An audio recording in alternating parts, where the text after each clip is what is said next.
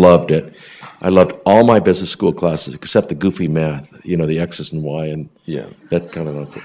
But I loved every class. I'd sit there and I'd just be entertained, and I knew I was going to have my own business, and I could figure out, I knew how to apply it.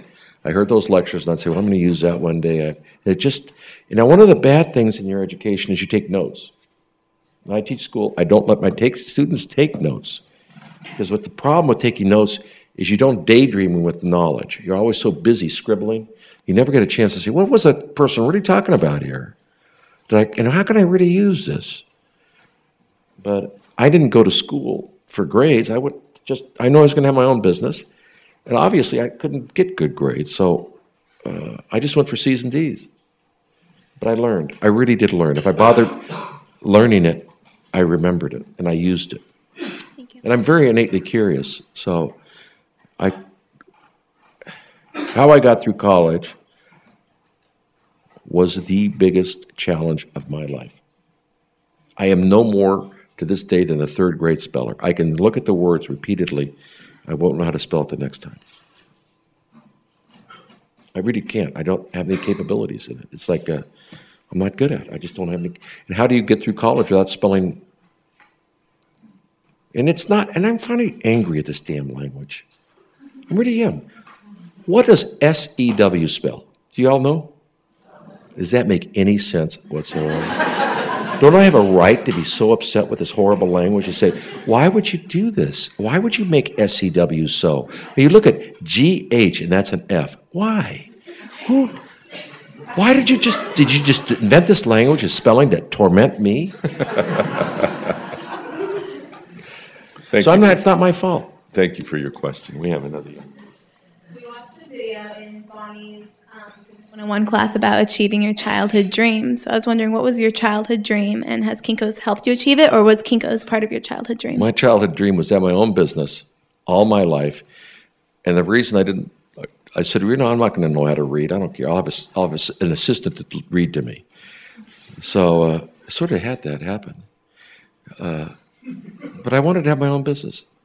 And I really wanted it all my life. I just knew I wanted a business. And I'm Lebanese. Do you know anybody Lebanese besides Karen?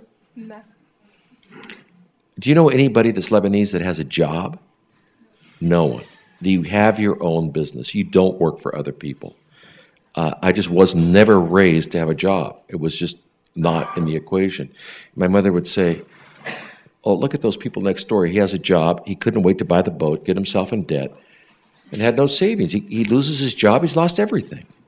We were always concerned about, have your own business, have some savings. How many people would stay in a miserable job where somebody mistreats you because you didn't have any savings to fall back on? And that hell on earth. I'm going to tell you, savings gives you dignity, gives you pride, and you have a lot of options when you have a savings account. So all of you that want to go out and spend some money tonight on a few cocktails, maybe save it. Thank you, Paul. We have another young lady over here who would like to ask you a question. Hello. First, thank you so much for coming to kind of share your wisdoms with us. But I was really curious about the Orfalea Foundation, and I understand from Melissa that you guys do some pretty awesome things and fund some pretty awesome projects. So I was wondering kind of what that aspect of your business means to you and how you feel philanthropy should be kind of intersected with business and people doing their business in their lives. When I was in business, I never gave a penny to charity. We had daycare. We had a program for our coworkers' kids to get college education. It was kind of a cool deal. You got the tax deduction going in, and the kids got tax-deductible money out. Every time we had more money, we'd increase the health benefits. We had a program to help our coworkers get a down payment on their home.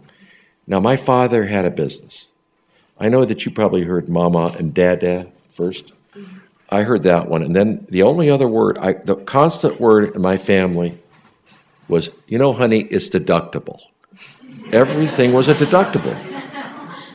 So at the end of the year, the tax man would come and say, well, I'm going to take 70% of your profits or 50% of your profits. And my dad would spend it.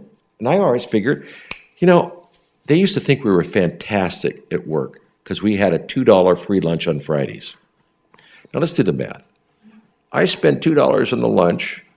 If I was to pay a worker $2 to buy their own lunch, it would cost me $3 because the government has the Social Security withholding, they have the income tax, and all this kind of like, whatever they take a lot. And so if I save $2, my income tax rate, I might get $1.50 out of it. Now, why wouldn't I pay $1.50 as opposed to my workers paying $3 for the same lunch? Why would I pass up the deduction? There's two kinds of people who capitalize and people who deduct. I was a deductor. So you're asking, your question was what again? Oh, that was my theory. Every extra dollar I had, when I think of all the single mothers, I met a woman in San Antonio, a single mother. I kept thinking, how in the hell does she do this? We pay her next to nothing. How does she buy shoes, have a car, have any semblance of sanity? And I kind of got committed to single mothers in our business. I like single parents, single mother and fathers particularly. I don't see how they have any semblance of sanity. So that was my view on work. Then after I made some money, I just didn't think it was, what do I need I don't like all this materialism. I'm not that. So I really wanted to, I didn't feel good about, what am I going to do? Be buried with them? I don't. So I could do some good with the money along the way. So we just set up the foundation. In fact, I don't think we spend money as fast as we could for the good needs in society. I'm very proud of Lois. He had a lecture from some woman at the Montecito Union, and he started the food initiative. We're trying to reform all the way people eat in the schools in the county. We really believe that children shouldn't be studying so hard at preschool. They should be outside playing in the grass. We have tried to get...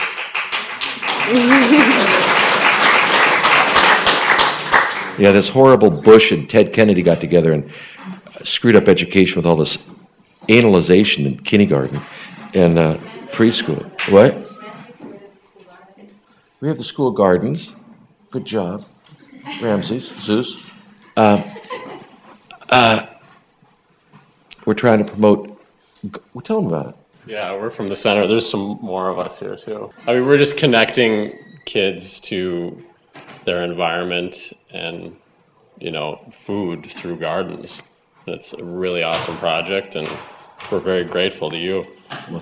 It's super fun, and you should talk about sharecropping. Yes. You want to make a lot of money? I swear to God, there's so much dirt in that Montecito all around town that you want to go to it's been around since prior to Christ, sharecropping. It's not a new business. Go in and split the profits with the landlord. And you make a bunch of carrots, or you go to, my cousin Mark Orfalea owns Freebirds. He will buy 100,000 pounds of tomatoes a year. Just get a garden, grow a bunch of tomatoes. You've got a captive audience in Mark, organic tomatoes. You can make a lot of money just being a farmer and sharecropping. This is wonderful dirt here, and you can make a lot of money. What's the other thing we do? Aware and prepare. Disaster. You tell them. We do disaster preparedness. This county is so ill prepared for disasters that we have made a difference in the prepare. Is that fair to say? We help. The government union and the workers. So this $5 million set aside by the county. I don't care if I make enemies. So the government says, all the workers in the union say, we're having a rough time. We need to spend the money on all the workers. It was set aside to build a disaster area up there. The disaster emergency thing.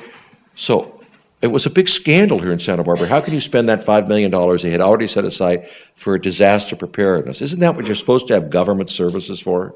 So we and other funders help fund this construction of a disaster emergency operations center.